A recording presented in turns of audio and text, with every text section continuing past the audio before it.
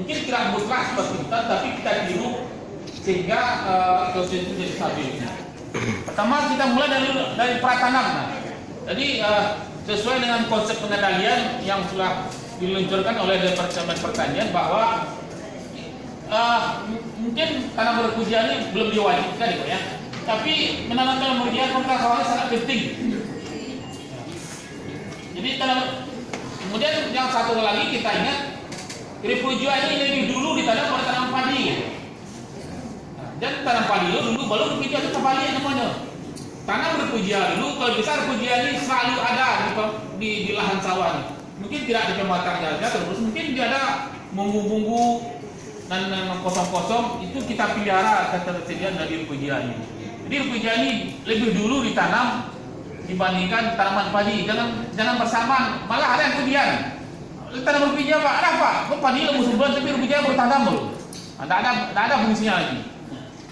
Jadi refugia ini adalah rumah singgah atau tempat berkumpulnya musuh-musuh alami dari predator apa saja. Jadi kita undang dulu dia datang. Jadi sebelum datangnya hama musuhnya, kita sediakan rumah dulu untuk predator dan parasitoid ini. Kita sediakan rumahnya tanaman-tanaman yang berbunga yang menghasilkan serbuk sari, polen dan lain-lain sebagainya sebagai makanannya. Tapi kalau jadi 1 bulan atau 15 hari sebelum tanam dia sudah ada mengeluarkan bunga, kalau wren coklat datang, dia sudah pasti akan membunuhnya gitu. Karena bunganya sudah ada, dia akan pindah ke secara alami. Tapi kalau tidak ada refugia, itu wren coklat ini enak saja, apalagi rumput-rumput pematang di bapak semua tidak kita tinggalkan sebagai tempat hidup dari predator ini, akan mudah sekali terjadi ledakan wren coklat.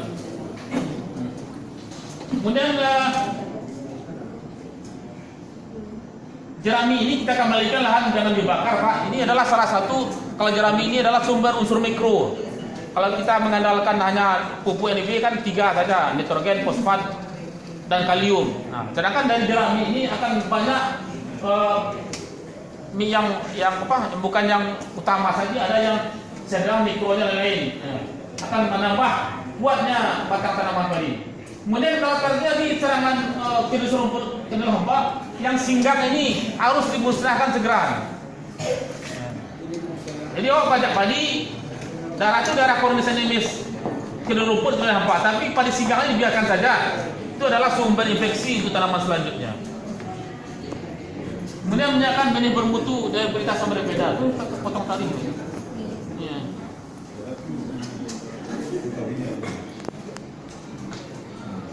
Kemudian tadi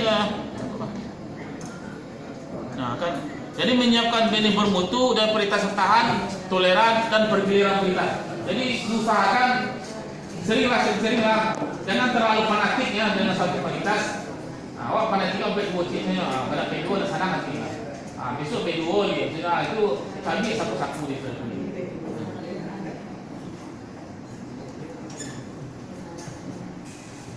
Jadi ini cerita predator tadi. Ya.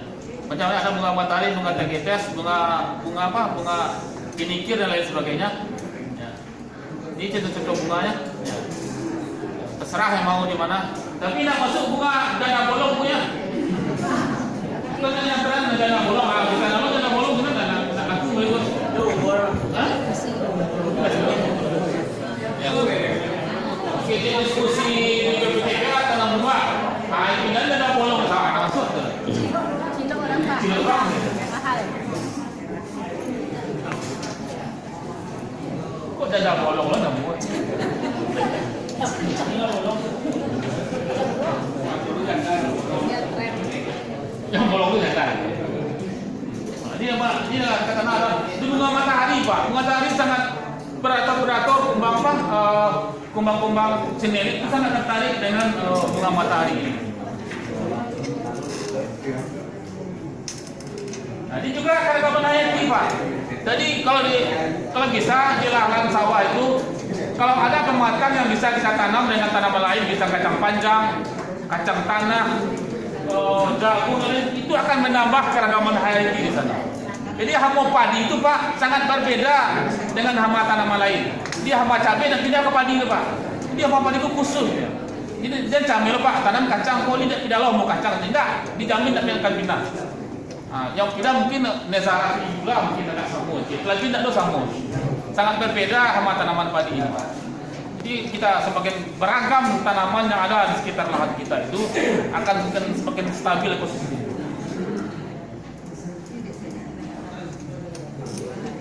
Kemudian di persemaian, ini yang sering kita lupakan ini. Kita hanya mengamat alah tanam saja. Padahal Wiring coklat ini dia menyerang mulai dari persemaian. Kalau ada tanaman padi persemaian yang makroptera tadi, dia kalau nggak ada tanaman padi di sawah, dia akan menyerang persemaian terlebih dahulu. Kemudian bagaimana kita tahu? Kemudian sebelum kita menyemai, ini yang sering, padahal di SLPTS atau SLPAT itu ada materi khususnya tentang seleksi benih. Nah, tapi saat sekarang ini saya tanya setiap petani, ada seleksi benih Pak? Tak ada loh Pak. Nah, tak ada, padahal ini sudah kita ajarkan dari SLPAT, SLPTS, seleksi benih ini utama sekali, tapi tidak dijalankan lagi. Padahal seleksi benih ini ibarat mencari menantu Pak Ibu. Nah, dari seleksi benih akan dapat benih yang benar-benar bernas, bermutu, dan akan tumbuh padinya akan lebih bagus ya. Jadi seleksi benih ini sekarang sebagian besar petani kita tidak lagi melakukan seleksi benih. Di benih Bali langsung saja disemai. Jadi benih padi itu Pak, walaupun separuh dia isinya, dia pasti akan tumbuh juga.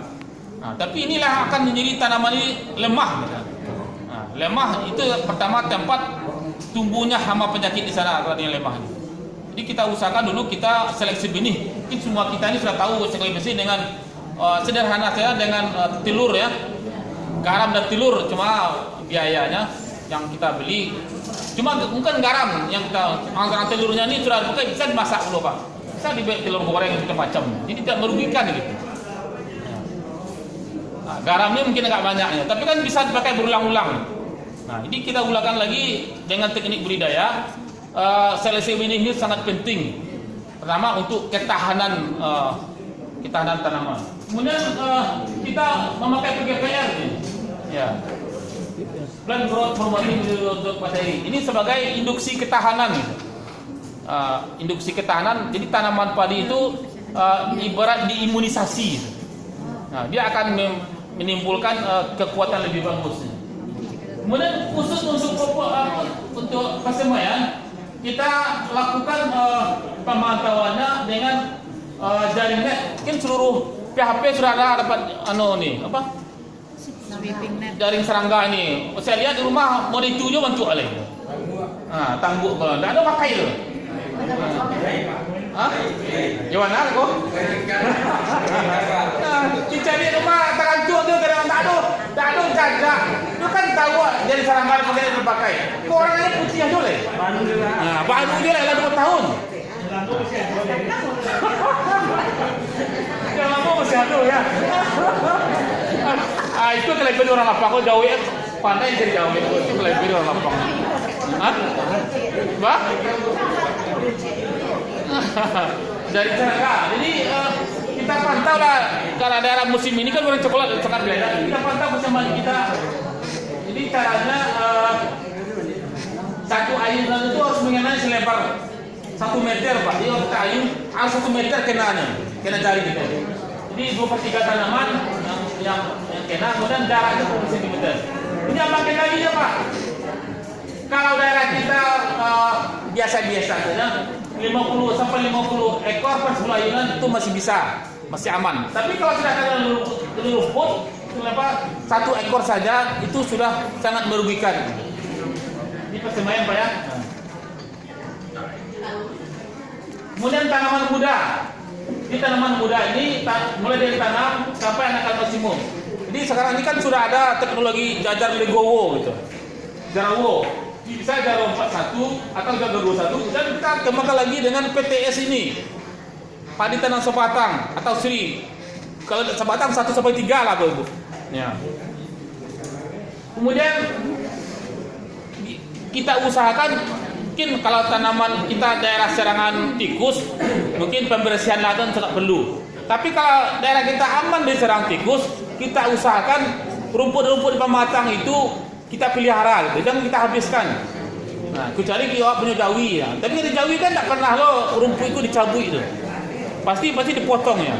Nah, kita pelihara rumput atau gulma sana, apalagi kata Pak Wel kemarin, gulma yang menghasilkan bunga. Itu sangat penting untuk kehidupan predator bersih di sana. Dia tetap ada alas di sana. Parekam. Oh. Maksud itu kau tahu tadi di Pagaka kayak tadi. Kemudian kita kembali menggunakannya Pak. Kalau populasinya kurang dari 1 ekor atau di mana terus, kita jangan menggunakan pestisida Pak. Cukup dengan menggunakan cendawan atau patogen. Kita dengan bromelia atau dengan metarhizium. Jadi kita hidupkan lagi pos ipah. Pos ipah awak kan banyaklah mati. Karena si ipah kalau mati loh. Hidupkan lagi pos ipahnya. Kita biarkan biofida ini kan bisa secara padat, bisa secara cair. Nanti kalau mengenai bibit dan biang, kita dari laboratorium siap mensuplai. Tapi bibit cuma kembangkanlah di pos ipah kembali dengan cendawan atau patogen ini. Sangat bagus untuk menekan populasi dari ini, kulit coklat. Kemudian kapan kita bertindak kalau populasinya sudah 1 ekor per tunas. Lebih 1 ekor dan bila anaknya 30. Kalau 30 kilo goreng coklat baru semprot Pak. Jadi kalau di bawah 1 ekor per tunas itu masih aman, padi masih bisa tahan. Masih kueknya menahan serangannya. Dawak kan 5 ekor saja goreng coklat cameng. Lalu channel mengamangkan oleh malah 5 ekor sangat penting untuk menjaga adanya musuh alami. Tidak ada goreng apalagi makan kolek. Jadi pengamatan itu sangat penting. Itulah gunanya pengamatan mingguan dan petani sebagai ahli PHT. Itu fungsinya Bapak Ibu. Dengan ada pengamatan kita di mana tahu inyo bara goreng populasi goreng coklat bara musuh alami inyo. Mereka kok aman pada itu.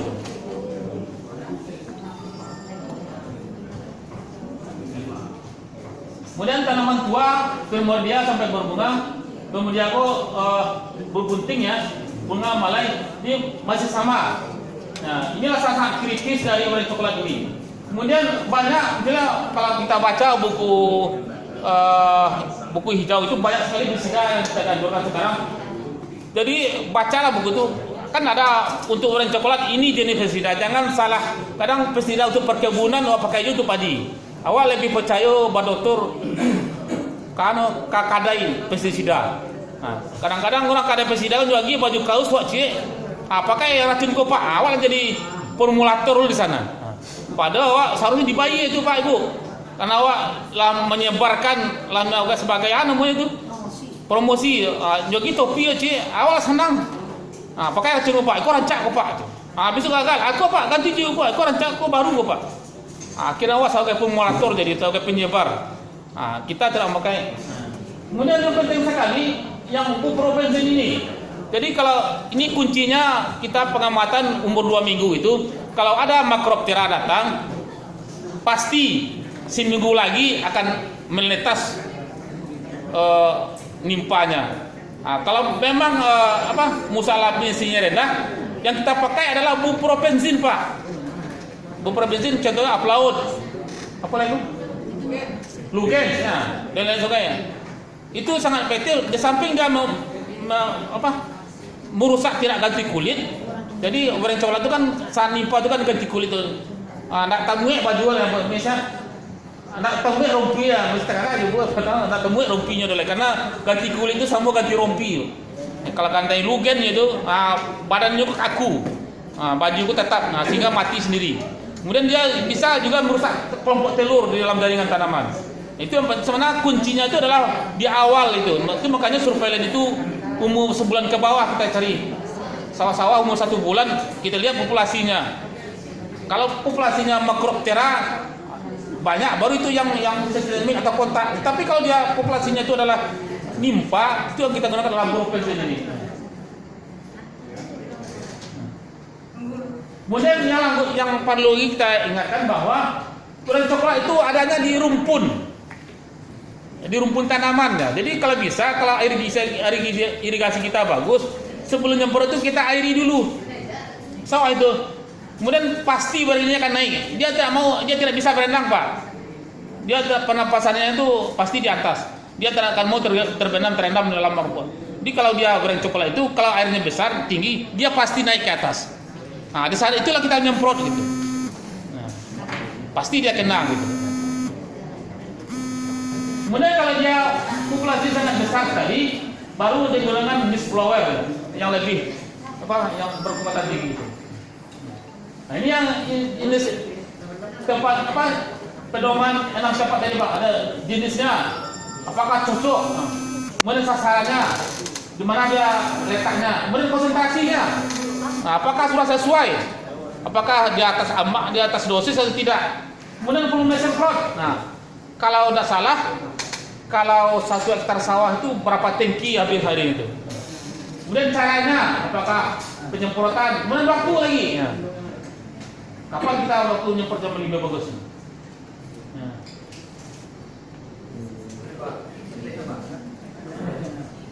Kemudian dalam pelaksanaan goreng coklat ini memang di awal itu adalah tanggung jawab petani sebenarnya pertama dulu. Jadi petani itulah yang mengamat keadaan sawahnya. Jadi pertama perorangan atau perusahaan. Kemudian kelompok. Nah, ini ada kita namanya yang RPH, Ibu Pengendali Hama, yang secara berkelompok. Kemudian kapan pemerintah? Ini pemerintah harus taruh tangan saat ini. Karena di mana-mana sudah jadi ledakan goreng coklat. Dan mungkin pemerintah mengabaikan. Nah, dia kita membutuhkan salah satu dari pemerintah kita dari levelnya adalah Bapak Ibu kita kumpulkan di sini, kita saling bertukar pengalaman untuk bagaimana cara pengendalian goreng coklat ini.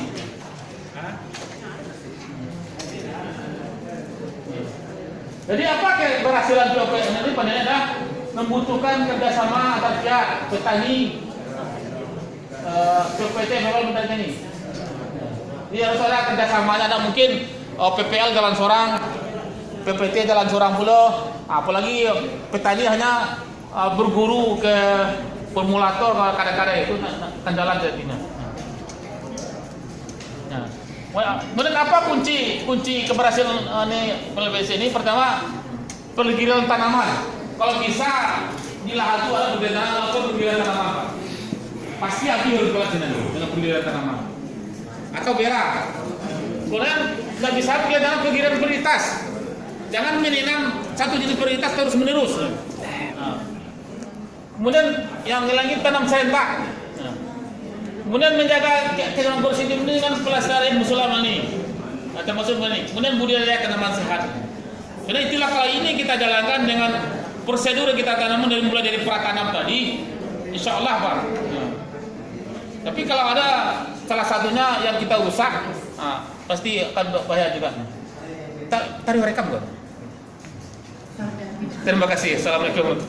Ya, mungkin itu dulu, nanti kalau ada waktu kita diskusikan. Nanti ada dua lagi yang narasumber kita, Pak Wen dan Bu Wis.